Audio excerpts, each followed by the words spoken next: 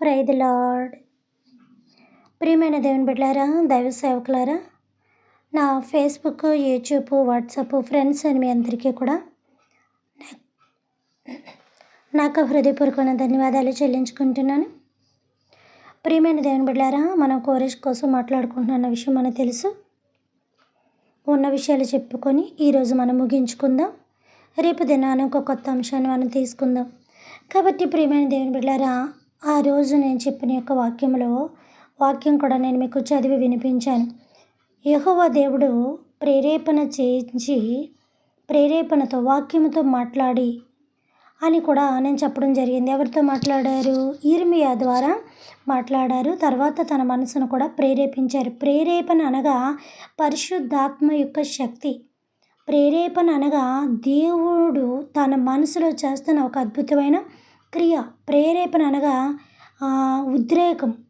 ప్రేరేపణ అనగా పని చేయాలని ఒక కోపం అనుకోవచ్చు, లేకపోతే ఒక మంచితనానికి కూడా ప్రేరేపణ అనుకోవచ్చు. ప్రేరేపణ అనేది ఉద్రేకానికి సంబంధించి ఉంటుంది. ఉద్రేకం అనేది అది కోపానికైనా సంబంధించి ఉంటుంది, లేకపోతే ఈ పని చేయాలని పట్టుదలకన్నా సంబంధించి ఉంటుంది, లేకపోతే ఇంకొక దానికి త్వరగా ఏదోటి మనం నిర్ణయం తీసుకోవాలని ప్రేరేపణ అనే దానికి అనేకమైన కారణాలు కూడా ఉంటూ ఉంటాయి అన్నమాట. ఒక్కోసారి తెలిసి తెలియకుండా తప్పుడు విషయాల్లో ప్రేరేపణ అవ్వచ్చు, ఒక్కోసారి కోపాలు గొడవల విషయంలో ప్రేరేపణ అవ్వచ్చు, ఒక్కోసారి ఇక్కడ నేను మారిపోతాను, నాకు దేవుడే కావాలి, గొడవలకి వెళ్ళని వాళ్ళ మనసులో ఒక ప్రేరేపణ అనేది కలుగుతూ ఉంటుంది. అదే పరిశుద్ధాత్మ దేవుని యొక్క శక్తి. ఎప్పుడు కూడా మన హృదయంలో స్త్రీకే కానీ పురుషుడికే కానీ 2 తలంపులు ఉంటాయి. అందుకే దేవుడు 2 తలంపుల మధ్యన మీరు ఉండొద్దు అన్నారు. ఒకటి ఎప్పుడు కూడా దేవుడు నా వైపుకి రండి, నా వైపు తిరగండి, నా వైపు ఉండండి అని ఉంటాడు. సరే అలాగే ఉందాం, అలాగే చేద్దాం అనుకుంటే బైబిల్లో సామెతలో ఒక మాట ఉంది. ఏది నేను చేయకూడదు అనుకుంటున్నానో అదే నేను చేస్తాను ముందు. దేనికి నేను దూరంగా ఉండాలనుకుంటున్నానో దానికే దగ్గరగా ఉంటున్నాను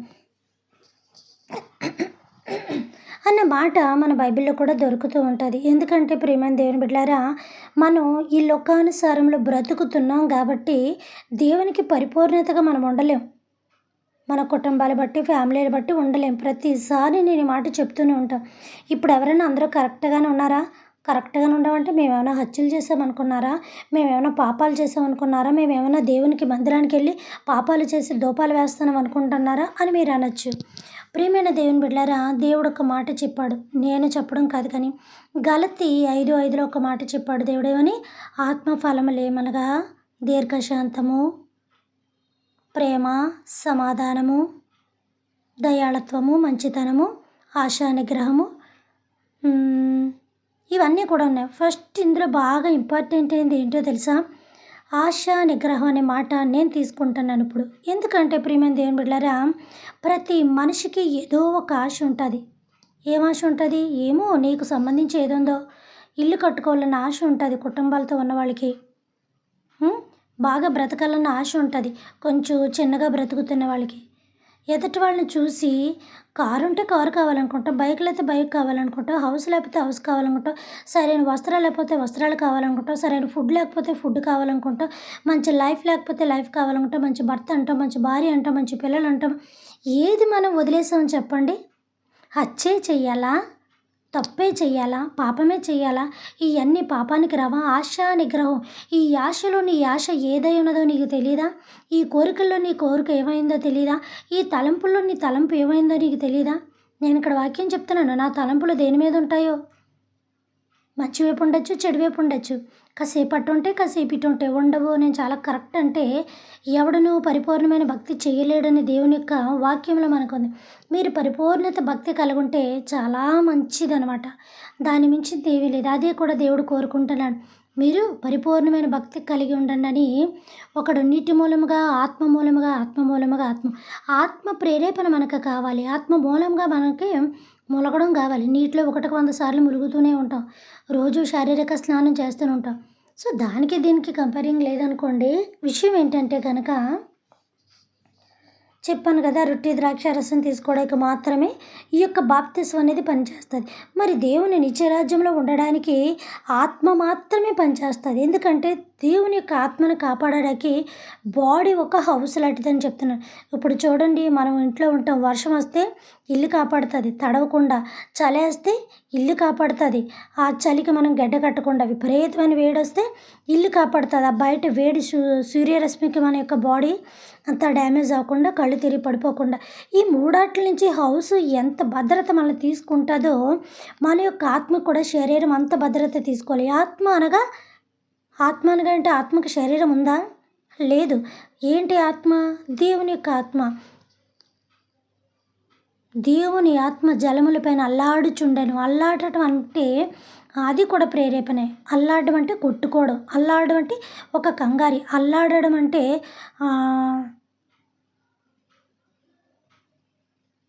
పిల్లలు కూడా అంటావు, ఎందుకు అలా అల్లాడిపోతున్నాడు మనశ్శాంతి లేకుండా అంటూ ఉంటావు.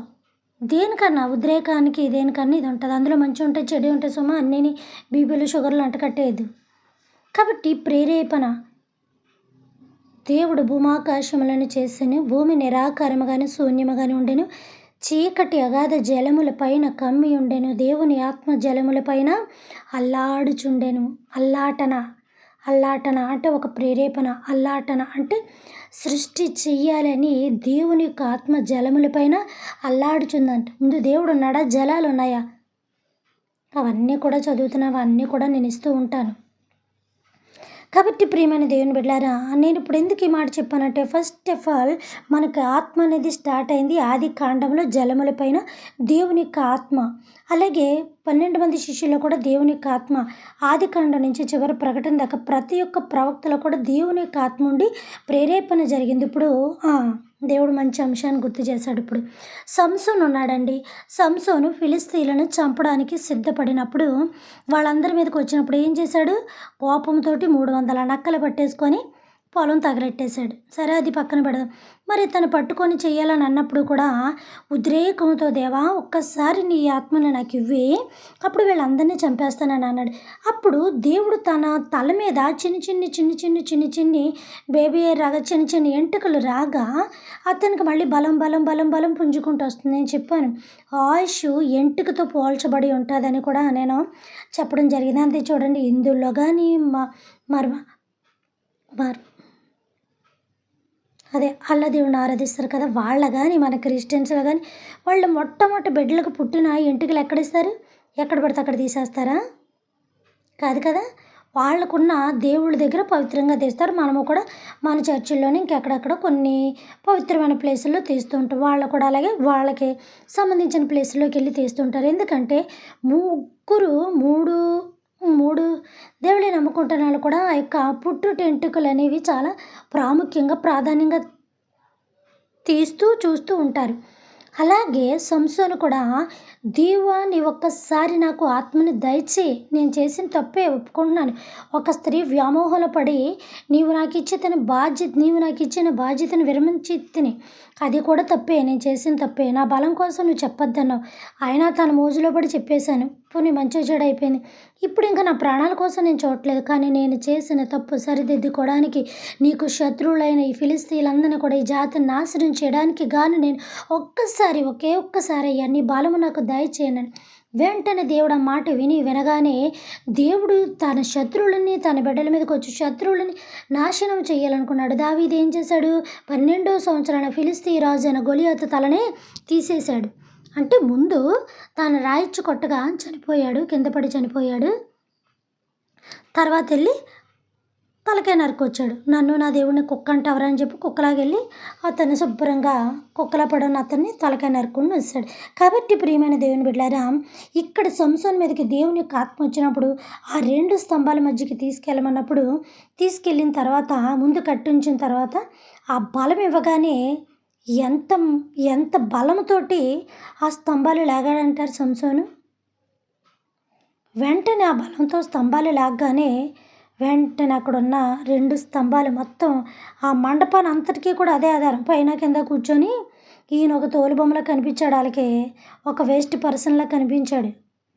ఎలా కనిపించాడంటే ఒక వేస్ట్ పర్సన్లా కనిపించాడు.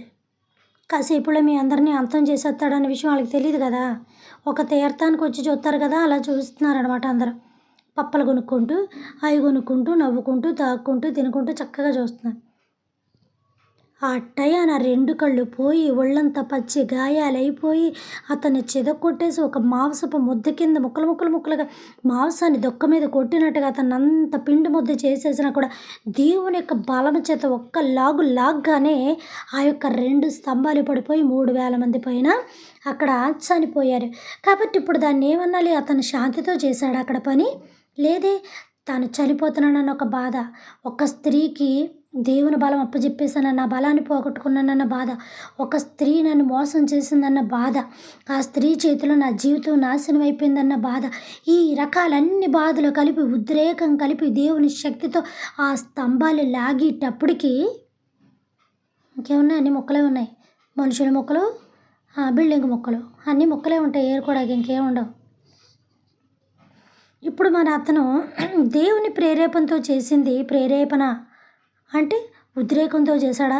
సమాధానంగా చెట్టు కింద మనశ్శాంతిగా ఈ మునీశ్వరులు కూర్చుంటారు కదా, అలా చేశారా? అది ప్రేరేపణే. అది దేవునిలో నేను ఉండాలి, దేవునిలో దేవుని నేను చూడాలి, దేవునితో నేను నడవాలని దేవునిలో తను తీసుకుని ఒక శాంతి కలిగిన నిర్ణయాన్ని కూడా అది కూడా దేవుడు ప్రేరేపించాడు అంటాం. ఇంకా అలాగే ఏదో వైరాగ్యం తీసుకొని దేవునిలో కలిసిపోయారంటారు. చూసారా? ప్రేరేపణ అనే దానికి ఒక్కొక్క సందర్భంలో కోపతాపాలకి సంబంధించి ఉంటుంది, ఒక్కొక్క సందర్భంలో శాంతి సమాధానాలకి సంబంధించి ఉంటుంది. ఇలాగ అనేకమైన వాటికి సంబంధించి కూడా ఉంటూ ఉంటుంది. కాబట్టి ప్రియమైన దేవుని బిడ్డలారా, ఈ యొక్క ఇంకొక వివరణ కూడా మనం తీసుకుంటే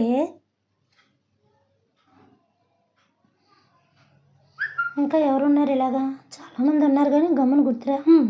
ఎలీషా గారిని తీసుకుందాం. ఎలీషా గారు అలాగా పైన ఒక దిబ్బ నుంచి అలా నడుచుకుంటూ వెళ్తున్నప్పుడు యవనస్తులైన కుర్రవారు ఎలీషా గారికి బట్టబుర్ర ఉండేదంట. బోడివాడ బోడివాడ ఎక్కుపొమ్ము, బోడివాడ బోడివాడ ఎక్కుపొమ్ము అని. ఎక్కడికి ఎక్కుపొమ్మన్నారు? తన దైవజనుడైన ఏలియా రథం మీదకి ఎక్కి వెళ్ళిపోయినట్టుగా, యెహోవా దేవుడు తీసుకుపోయినట్టుగా తన్ని ఎటకరిస్తున్నారు పక్క ఊరు వాళ్ళు. ఇదంతా తెలిసిపోయింది మొత్తం అని. అక్కడి నుంచి ప్రతి గ్రామానికి అతను సువార్తకి వెళ్ళి నడుచుకుని, అప్పుడు నడకే కదా. ఇప్పుడు ఎక్కడ నడుతున్నారు? గుమ్మ ముందు ఎక్కుతున్నారు, అనుకున్న గుమ్మ ముందు దిగుతున్నారు. ఇంటి గుమ్మ ముందు ఎక్కుతున్నాం, చర్చి గుమ్మ ముందు దిగుతున్నాం, ఇంటి గుమ్మ ముందు ఎక్కుతున్నాం, ఆఫీస్ గుమ్మ ముందు దిగుతున్నాం, ఇంటి గుమ్మ ముందు ఎక్కుతున్నాం, మార్కెట్ గుమ్మ ముందు దిగుతున్నాం. ఏంటది? ఏదో మనకున్న వెహికల్, అది 2 వీలర్ అవ్వచ్చు, 4 వీలర్ అవ్వచ్చు, ఏదో వీలర్ మీద వెళ్తున్నాం కదా మొత్తానికి. నడకలు ఎక్కడ ఉన్నాయి? అందుకే కీళ్ళు పట్టేసి కాళ్ళు పట్టేసి గ్రౌండ్ అంతా మనమే ఉంటున్నాం. నేను ఎప్పుడు వెళ్ళలేదు గ్రౌండ్లకి. కాబట్టి ప్రియమైన దేవుని బిడ్డలారా, మన బాడీకి కొంచెం మన ఇంట్లో పని ఎక్కువగా చేసుకుంటుంటే మన కీళ్ళకి కాళ్ళకి అదే వర్క్ అవుతూ ఉంటుంది. అక్కడ చేసినా తిరగడమే, ఇంట్లో చేసినా తిరగడం. ఆ టైం ఏది ఇంట్లో మన యొక్క శుభ్రత మీద, ఇంటి మీద, మన పనుల మీద మనం పెట్టుకుంటే బయట మనుషుల్ని ఇంట్లో పెట్టుకొని పని చేయించుకోవాల్సిన అవసరం ఉండదు.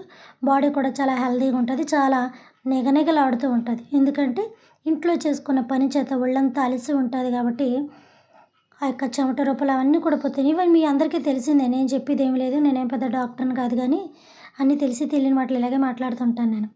కాబట్టి ప్రియమైన దేవుని బిడ్డలారా, ఈ రీతిలోని బోడివాడ బోడివాడ ఎక్కుపొమ్మని ఏలియా అయిన తన దైవజనుని ఎటకరిస్తున్నారు. అది ఎంత బాధాకరం అండి అసలు. పోనీ అతను అంటే పోన్లే ఏదో యవ్వన పిల్లలు ఏదో ఎటకరిస్తున్నారు అనుకోవచ్చు, కానీ అక్కడ తన దైవజనుడిని ఎక్కిరిస్తున్నారు. తన దైవజనుడు ఎవరితోటి వెళ్ళారు? దేవుడు తీసుకుని వెళ్తే వెళ్ళాడు. తన దైవజనుడు ఎవరితో ఉన్నాడు? దేవునితోటి ఉన్నాడు. తన దైవజనుడు యెజబెలుకు సంబంధించిన అనేక మంది వీళ్ళనందరినీ కూడా ప్రవక్తల్ని, దురాత్మకు సంబంధించిన ప్రవక్తల్ని చంపించాడు. మన దేవుని బిడ్డలు కాదు సుమా, మన బిడ్డల్ని బలవంతంగా ఒక గృహలో పెట్టి బంధించినప్పుడు ఎంత అద్భుతమైన కార్యం చేశాడు. తర్వాత అక్కడి నుంచి ఎలీషా మీదకి దుప్పట వచ్చి ఆయన ఎన్ని కార్యాలు చేశాడు. ఇవన్నీ కూడా తెలిసి వాళ్ళు ఎక్కిరిస్తున్నారు. ఎక్కుపోమంటే కొండలు గుట్టలు ఎక్కుపో, ఆ మట్టి గుట్ట ఎక్కుపో అని కాదు. బోడివాడ బోడివాడ ఎక్కుపొమ్ము, నువ్వు వెళ్ళిపో పైకి, గొడవ వదిలిపోద్దన్నాడు. ఇక దేవుణ్ణి, తన ప్రవక్తని ఎప్పుడైతే భయంకరమైన దేవుణ్ణి అవమానిస్తున్నారో అప్పుడు భయంకరమైన కోపం వచ్చేసింది అతనికి, భయంకరమైన ఉద్రేకం వచ్చేసింది. వెంటనే శపించేశాడు. ఇదిగో వెంటనే పాపం ఆ బాధ తట్టుకోలేక శపించాడు. శపిస్తే అక్కడున్న 2 ఆడ ఎలుగుబంట్లు వచ్చి వాళ్ళని చక్కగా నంజు తినేసాయంట, గుజ్జుగా. వాటికి ఏమన్నా అప్పుడు పిల్లలు పుట్టాయేమో, ఆకలేసేసిందేమో పాపం బాగా. ఒక్కళ్ళనే ఉంచలేదు, అందరినీ తరివి తినేసాయి. అంటే అతని మాటకి ఎంత శక్తి ఉంది అని కన్నా అతనిలో ఉన్న పరిశుద్ధాత్మ దేవుడు ఎంత శక్తి కలిగిన వాడని చూడాలి. సంసోన్లో ఉన్న పరిశుద్ధాత్మ దేవుడు ఎంత శక్తి కలిగిన వాడని చూడాలి. దావీదులో ఉన్న పరిశుద్ధాత్మ దేవుడు ఎంత శక్తి కలిగిన వాడని చూడాలి మనం. ఏలియాలో ఉన్న పరిశుద్ధాత్మ దేవుడు పైకి తీసుకెళ్ళిపోడంటే అంత అద్భుత కార్యం చేశాడంటే అతను ఎంత శక్తి కలిగి ఉన్నాడని చూడాలి. మనిషి శక్తి నిర్జీవమైనది. అది దేవుని శక్తి. దేవుని ఆత్మ ఎప్పుడైతే మనలో నింపబడతాదో అప్పుడు పరిపూర్ణతమైన భక్తి కలుగుతూ ఉంటుంది. ఆత్మ ఆత్మ ఆత్మ అంటే వీళ్ళందరూ ఎగరలేదు అంటే అలాగని చెప్పేసి మళ్ళీ వేరేగా తీసుకొని గొడవలుగా మాట్లాడొద్దు సుమా. నేను అంటుంది ఏంటంటే ఆత్మ కార్యములు, బలమైన కార్యములు ఇలా జరుగుతూ ఉంటాయి. ఆ రీతిగానే జరగక్కర్లేదు. మన ఒళ్ళు మర్చిపోయి, మన ఇల్లు మర్చిపోయి, మనం ఉన్న ప్లేస్ మర్చిపోయి, మన ఒంట్ల మీద బట్టలు మర్చిపోయి, మన ఇది అసలు దాన్ని చేసేదాన్ని ఏమంటారో కూడా నాకు తెలియట్లేదు. కానీ తెలుసు, కానీ నేను అన్నను. మరి వీళ్ళందరూ చేసిందేంటి?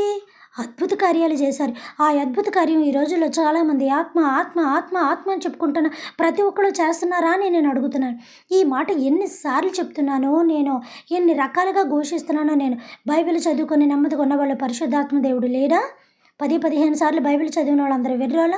అమితమైన జ్ఞానం కలిగిన మహానుభావులు ఎంతోమంది, చరిత్రకు సంబంధించిన మహానుభావులు ఎంతోమంది, ఇందులోంచి తీసి ఎన్నో సారములు రాసిన మహానుభావులు ఉన్నారు. అనేకమైన పాటలు రాసిన వాళ్ళు ఉన్నారు. వాళ్ళందరూ దైవజనులు కాదా?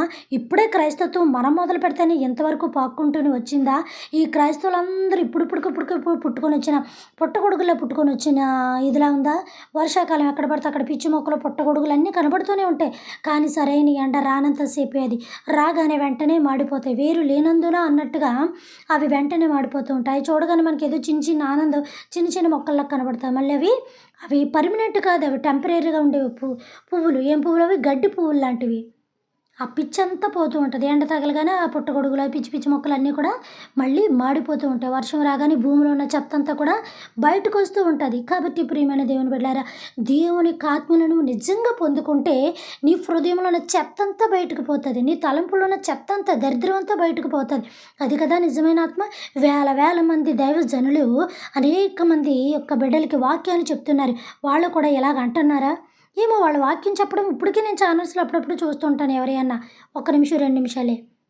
అది కూడా బాగా నాకు దేవుని విషయం కరెక్ట్గా కొంచెం అంటే ఎవరు కరెక్ట్గా చెప్పట్లేదని కాదు, వాక్యం వినే విషయంలోని ఆ యొక్క ఆలోచన చేసే విషయంలో కన్నా తప్పుడు మాటలు పట్టుకోవడంలో, ఏదైనా ఒక మాట జారితే దాన్ని లాగి పీకడంలో ఫస్ట్ ఉంటారు. కాబట్టి ప్రియమైన దేవుని బిడ్డలారా, మరి వాళ్ళందరూ నడిపిస్తున్నారు. ఇది అనేకమైన ఆత్మలకు వాక్యం చెప్తున్నారు. మరి వాళ్ళు ఏదో క్రైస్తవాన్ని మనం ఇప్పుడు బాగా పెంచి పోషించి ఎంతమంది సేవకులను రెడీ చేస్తారు, ఎంతమంది క్రైస్తవ్యాన్ని రెడీ చేశారని చెప్తారు.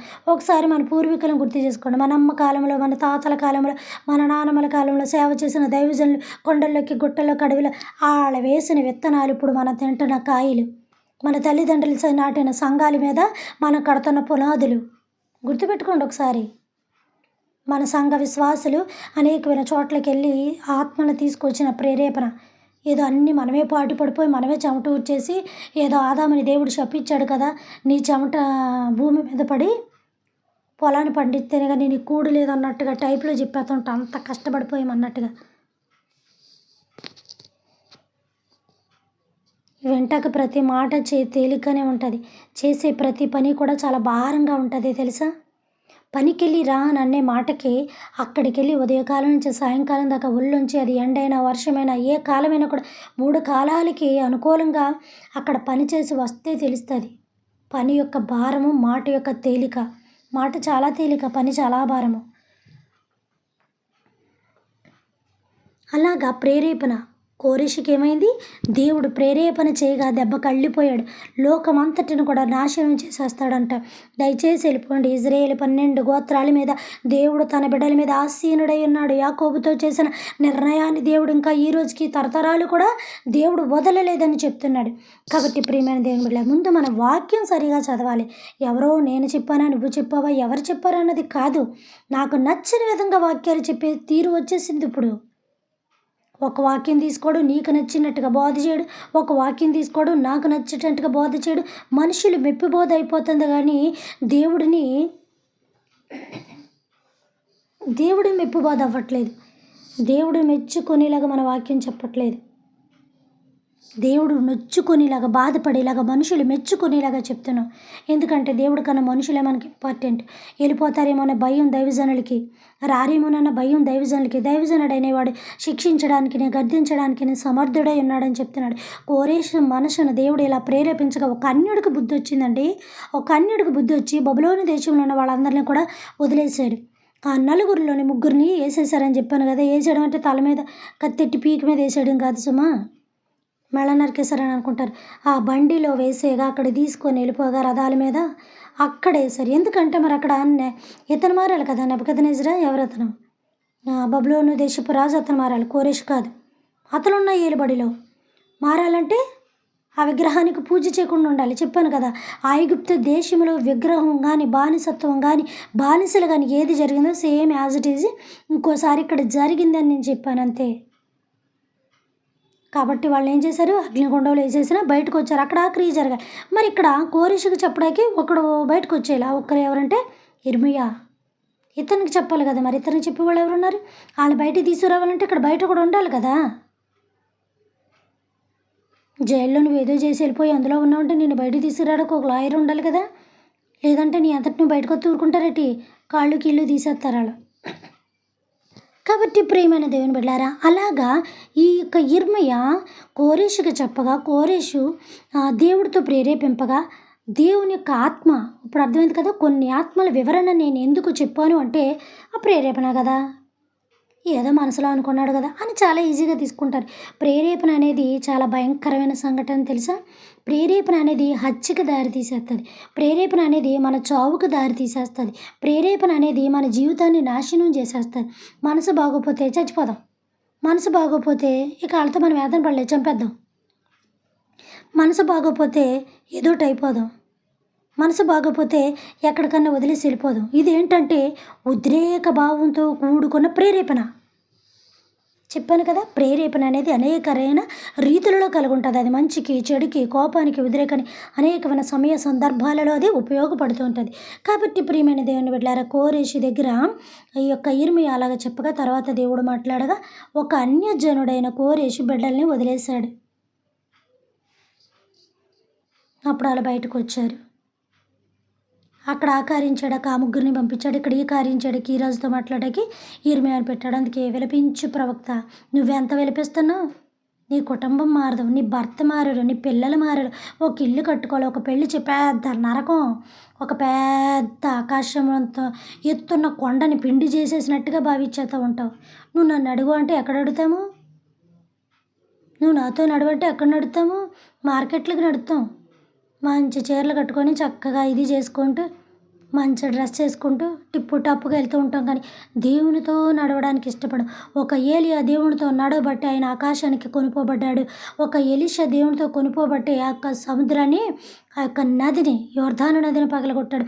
ఒక మోషే దేవునితో నడవబట్టి అసలు సముద్రాన్నే పగలగొట్టేశాడు ఆయన ఏకంగా. అంటే అది దేవుని ప్రేరేపణ. నాయన వెనకాతలు చూస్తే శత్రువులు, ముందు చూస్తే సముద్రం, నేనేం చేయను, నిజమే ఈ మహానాయకుడు మర్చిపోయినట్లేను, మామూలు నాయకుడు కాదు, వీరుడు, ధీరుడు, సామర్థ్యం కలిగిన వారు, సౌజ్యం ఏటదో పేరు ఉంటుంది, చాలా మంచి పేరు ఉంటుంది, శౌర్యుడు. అతనికి ఎన్ని పేర్లు పెట్టినా మరి అప్పుడు ఎంత ప్రేరేపణ వచ్చి ఉంటుందండి. వెంటనే మోషే ఆగిపోక సాగిపో, ఏడు సాగిపోయేది, ఎక్కడ సాగిపోయేది, వెనకతలు చూస్తే శత్రువులా, ముందు చూస్తే సముద్రమా, ఇందులోకే సాగిపోవాలి. అవును, అందులోకే సాగిపో, నేను నీకు తోడై ఉన్నాను, నీ కర్ర ఆకాశమందు సముద్రం వైపు చూపించంతే, ఎత్తి చూపించొక్కసారి నీ కర్ర. కర్రలో దేవుని ఆత్మ ఉన్నది. కర్రలో దేవుని ఆత్మ ఉందా? ఏ దుప్పట్లో లేదా? ఏలియా మీద వేసిన దుప్పట్లో ఎలీషా మీదకి 2 పళ్ళ ఆత్మ రాలేదా? కర్రలో దేవుని ఆత్మ ఎన్నిసార్లు వచ్చిందో నేను చూపిస్తాను. దేవుని ఆత్మ కర్రలో రావడం ఏంటి అంటే నేను చెప్తాను, దాన్ని బట్టి మీరు అది నేను చెప్పింది కరెక్టా లేదా అనేది తర్వాత ఆలోచించుకోండి. కరెక్ట్ అని నిర్ణయం తీసుకోవద్దు, తప్పు అని అనుకోవద్దు. నేను చెప్తాను, ఇప్పుడు కాదు, వచ్చే సబ్జెక్ట్ అదే మొదలు పెడతాను. ఏమో అది మొదలు పెడతాను, ఏది మొదలు పెడతాను తెలియదు. నాకు వాక్యాలు సరిగా లేకపోతే నేను చెప్పను, ఆపేస్తాను. ఆపేసి మళ్ళీ దానికి సరిగా నాకు అన్నీ కూడుకున్న తర్వాత అప్పుడు చెప్తాను అనమాట. రోజు చెప్పాలి అనుకోని దానికన్నా రోజు ఒకే కర్రీతో భోజనం చేయలేం కదా. కొంచెం అన్ని వివరం తీసుకొని ఒక్కసారి ఇచ్చినా చాలు. అలాగని కాదు, డైలీ ఇస్తాను. కాబట్టి ప్రియమైన దేవుని బిడ్డారా, మోషే మనసును కూడా దేవుడు ప్రేరేపింపగా సముద్రం 2 పాయలైపోయి జనాలు నాశనమైపోయి సముద్రంలో కలిసిపోయారు. ఆ రీతిగా కోరేషుని దేవుడు ప్రేరేపింపగా, ప్రేరేపణ అనగా దేవుని యొక్క ఆత్మ. అలాగని పక్కింటోళ్ళు ఎదురింటోళ్ళ మీదకి వెళ్ళి ప్రేరేపంతో గొడవ ఆడేసరికి దేవుడు ఆత్మ ఇప్పుడు నేను కొట్టేమందే, దేవుని ఆత్మ నేను వేసేమందిరా అని అన్నామనుకో, అప్పుడు పోలీసు వారు కూడా వచ్చి మీ దేవుడే మమ్మల్ని చెప్పి మిమ్మల్ని జైల్లో కూడా వేసేయమని మాకు ప్రేరేపించాడని చెప్తాడు. అప్పుడు ఇంకా బాగుంటుంది పెళ్ళి. అలాంటి ప్రేరేపణ కాదమ్మా, అలాంటి ప్రేరేపణ కాదు బాబు. యవనస్తులు ఎవరైనా నా మాట అంటే దయచేసి అలాంటివి తీసుకోవద్దు. నేను బలైపోతాను మీ వల్ల. ఆ తెరం తక్కువది ఏదో చెప్పిందంట, ఈ తెరం వల్ల ఏదో వినేశారంట. మీతో పాటు నేను కూడా అక్కడ భజన చేస్తా కూర్చోవాలి. కాబట్టి ప్రియమైన దేవుని బిడ్డలారా, ఒక అన్య జాతికి సంబంధించిన రాజు దేవునిలో మారిపోయాడే. నెబుకద్నెజరు కూడా ఆ యొక్క విగ్రహాన్ని చూసి మారిపోయాడే.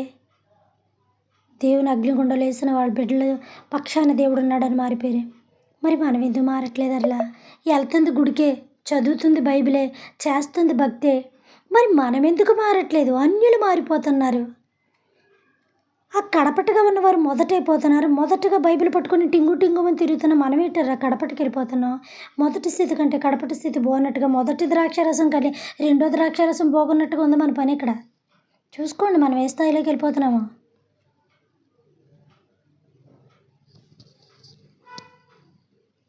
ఈ చిన్న ఉదాహరణ చెప్పి నేను మానేస్తాను. ఒక చోట ఎక్కడైనా ఇందులో లైన్లో నుంచున్నా అనుకోండి, కొంచెం మన వెనకాతల కొంచెం వృద్ధులు, స్త్రీలో పురుషులు నుంచున్నారనుకోండి, మామగారో తాతయ్య గారు కొంచెం వయసు అయిన వాళ్ళు, లేదా కొంచెం అనారోగ్యంతో ఉన్న వాళ్ళు నుంచున్నారనుకోండి, కొంచెం మానవతా స్వభావం కలిగి, జాలి కలిగి, చాలా ఇంకా క్యూ ఎక్కువ ఉంటుండగా, లైన్ ఎక్కువ ఉంటుండగా మనం ఇంకొంచెం ముందుకెళ్ళి నుంచోండి మీరు అని మన ప్లేస్ వాళ్ళకి ఇచ్చి, వాళ్ళు ఎక్కడో దూరంగా నుంచున్నప్పుడు వాళ్ళ ప్లేస్లో నన్ను వాళ్ళు నుంచున్నారనుకోండి, ఈ తాతగారు నుంచున్న ప్లేస్లో అతను ప్లేస్లో మనము, మన ప్లేస్లో వాళ్ళు నుంచున్నప్పుడు ఈలోగా ఒక 100 మంది ఉన్నారనుకోండి, మళ్ళీ మనం ఎంత వెనక్కి వెళ్ళిపోయినట్టు, చాలా వెనక్కి వెళ్ళిపోయినట్టు కదా. అలాగ ఇంకో ఇద్దరు ముగ్గురు జాలి కలిగి ఇంకో ముగ్గురికి మామగారికో తాతయ్య గారికో ప్లేస్ ఇచ్చారనుకోండి, అలాగ అందరూ జాలి కలిగిస్తే ఉంటారు. అప్పుడు అందరూ ముందులోని పెద్ద వయసు కలిగిన తాతలో మామలో ఉంటారు. అప్పుడు ఏమంటారు అక్కడ, ఆ వయసు అయిపోయిన వాళ్ళు పెద్దవాళ్ళని వాళ్ళని ముందు రానివ్వండి, తర్వాత వయసు ఉన్న వాళ్ళు తర్వాత రండి, లేదంటే ఇంకా టైం పడుతుంది తర్వాత రండి అంటాం. అప్పుడు ఏమైపోద్ది, మొత్తం వెర్షన్ అంతా మారిపోద్ది. నువ్వు చేసిన ఒక పని అనేక మంది మంచి వాళ్ళని చెడ్డవాళ్ళని కూడా ప్రేరేపణకు దయచేస్తుంది. అందరూ కఠినాత్మలే ఉండరు కదా. నువ్వు చేసిన పని ఇంకో ఇద్దరు చేయొచ్చు, వాళ్ళు చేసిన పని ఇంకో ఇద్దరు నలుగురు చేయొచ్చు. అప్పుడు అందరూ కలిగి పోన్లే పెద్దవాళ్ళు కదా అన్న స్వభావం ఉంటుంది. తర్వాత అక్కడ కౌంటర్లో ఎవరైతే చేస్తున్నారో ముందు పెద్దవాళ్ళు రండి, తర్వాత మిగతా వాళ్ళు రండి అంటారు అనరా. మొత్తం అక్కడ స్వభావం అంతా మారిపోతుంది. ఇన్ని మార్పులు లోకంలోని రాజులు అన్యులు మన మనసు ఎప్పటికీ మారదు. కఠినాత్మం కలిగిన హృదయం మనది మాంసపు గుండె ఎప్పుడవుతుందో, ఈ బండ వంటి గుండె ఎప్పుడు బద్దలవుతుందో, నా మాట అగ్ని వంటిది కాదా, బండల బద్దలు చేయి సుత్తి వంటిది కాదా అని మీ దైవజనులు మీకు చెప్తున్న వాక్యంలో మీ గుండెలని బండల మీద బాదుకున్నప్పుడు, అది దేవుని యొక్క మాంసపు గుండెగా మారినప్పుడు ఖచ్చితంగా మీరు ఒక కోరేషు వలె, ఒక ప్రతి ఒక్క మూర్ఖుడు రాజు నెబుకద్నెజరు వలె ప్రతి ఒక్కరు మారిపోయినట్టుగా నీవు కూడా మార్పు చెంది ఉంటావు. వాళ్ళకి మన దేవుడు అంటే తెలియదు, మన బైబిల్ అంటే తెలియదు, అసలు ఏమీ తెలియని వాళ్ళు వాళ్ళే దేవుడు వార్నింగ్కి మారిపోయారే. అట్లీస్ట్ ఒక ప్రేరేపణకి, ఒక మాటకి హృదయంలో కలిగిన ఒక చిన్న ప్రేరేపణ కాదు మారిపోయారే. మరి 24 గంటలు ఎక్కడంటే అక్కడ ప్రార్థన, చంకలో బైబిల్ పెట్టుకొని మరీ వెళ్ళిపోతాం. మా అంత భక్తి పరులు లేరన్నట్టుగా. పని చేయని బట్టలన్నీ బీరువాళ్ళు ఉంటాయి, బైబిల్ మాత్రం టీవీల మీద కబోర్డుల్లో అక్కడ ఇక్కడ చండాలంగా పడేసి ఉంటాయి. బైబిల్కి విలువే లేదు. అసలు ఏ గ్రంథానికి లేని పరిశుద్ధమైన పేరు మన గ్రంథానికి ఉంది, పరిశుద్ధమైన బైబిల్ అని, పరిశుద్ధ గ్రంథం అని. కొన్ని మాటలు చెప్తే విమర్శనాకరంగా ఉంటాయి. అక్కడి నుంచి మన భక్తులు అంటూ ఉంటారు, మీరు భక్తి పరులా, మీకు లేవా, మాకు లేవు, ఇలాగా ఇదే గొడవలు.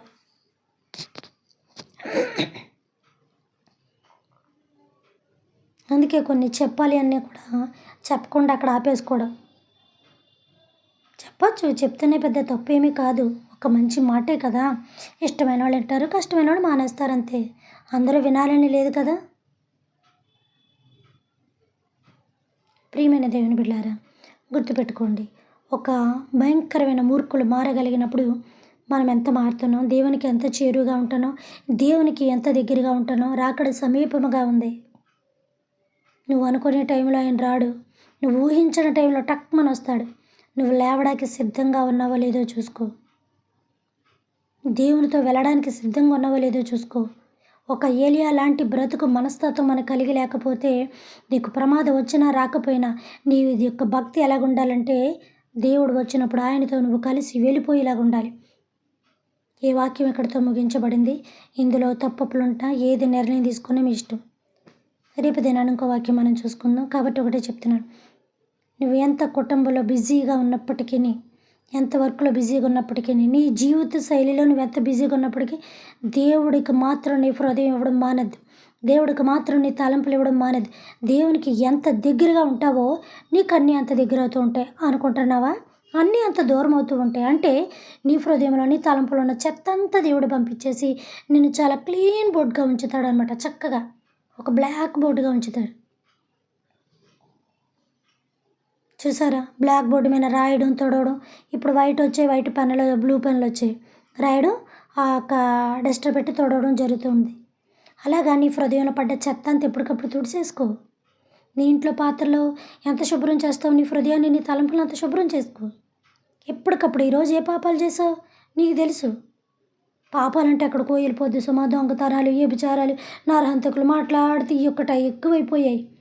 చెప్పే విధానం సరిలేక అందరి యొక్క సేవకుల యొక్క కాదు, ఈ యొక్క విశ్వాసుల యొక్క హృదయాలు పాడు చేసేస్తున్నారు. అందరూ ఎన్ని చేస్తే ఈ పాటికి జబ్బులు వచ్చి, ఈ పాటికి జైల్లో ఉండి, ఈ పాటికి గొడవలు అయిపోయేలాగుంటాయి. అది కాదు, ఇందాక చెప్పాను కదా, ఆత్మఫలం ఏమనగా కొన్ని ఫలాలు. ముందు నువ్వు ఆత్మను శుద్ధి చేసుకో. పాత్రను శుభ్రం చేసినట్టుగా, స్కూల్ బోర్డు శుభ్రం చేసినట్టుగా, నీ వస్త్రాలను ఉతుక్కొని శుభ్రం చేసినట్టుగా. ఈ పాత్ర కోసం పెట్టలేదా? పాత్ర బయటే తోముతారు. భలే గుర్తు చేశారు అలా దేవుడు. వెలుపట లోపట జీంద్రియములతోటి తుప్పుతోటి నిన్నుంటే ముందు లోపల శుభ్రం చేసుకోవడం. అంటే పైన స్నానం చేసి శుభ్రపడిపోతున్నాం, లోనున్న హృదయం తలంపుల హృదయం శుభ్రం లేదు. మీ వస్త్రములను ఉదుక్కున్నాడు. ఎక్కడ కూడా బాగా గుర్తు చేశాడు ఆయన. రోజుకు వస్త్రం కొంటామా? రోజు కుట్టించుకుంటూ ఉంటామా? కొన్నయ్యే 10 సంవత్సరాలు వాడుతూ ఉంటాం. ఎంత లగ్జరీ పర్సన్ అయినప్పటికీ కూడా అయ్యే వాడుతూ ఉంటారు. వాటిని శుభ్రం చేయట్లేదా? ఒక 2 కేజీలు సర్పేసి తెక్కొచ్చిందంటే మనం అసలే తెక్కోళ్ళు. బండకేసి మరీ బాదుతాం, మామూలుగా బాధం. మధ్యలో ఎవరైనా అడ్డు వచ్చినా కూడా వాళ్ళని కూడా బాధేస్తూ ఉంటాం. మీరు అలాంటోళ్ళేనేమో. ఒక్కో సందర్భంలో నేను అలాంటిదాన్ని. నేనేమి కరెక్ట్ కాదు కానీ. కాబట్టి ప్రియమైన దేవుని బిడ్డలారా, మన హృదయాన్ని ఎప్పటికప్పుడు దేవునికి పరిశుభ్రంగా అప్పచెప్పుకుందాం. ఈ కొద్ది మాటలు దేవుడు దీవించి ఆశీర్వదించును గాక. ఆమేన్. పరలోకమందున్న మా తండ్రి, మీ నామము పరిశుద్ధపరచబడును గాక, మీ రాజ్యం వచ్చును గాక, మీ చిత్తము పరలోకమందును నెరవేరినట్లు భూమి అందును నెరవేరును గాక. మన దినాహారం నేడు మాకు దయచేయమయ్యా. మా యొక్క బోనస్తుల అపరాధములు మేము క్షమించిన ప్రకారము మా అపరాధములను మీరును క్షమించండి తండ్రి. మమ్మల్ని శోధన నుంచి తెక్కాక అక్కడిని తప్పించుము నాయనా. రాజ్యము, శక్తి, మహిమ నిరంతరం మీరే ఉన్నారు తండ్రి. ఆమేన్. దేవుడు మనందరిని దీవించి ఆశీర్వదించును గాక. రేపు దినం మనం కలుసుకుందాం. Good night.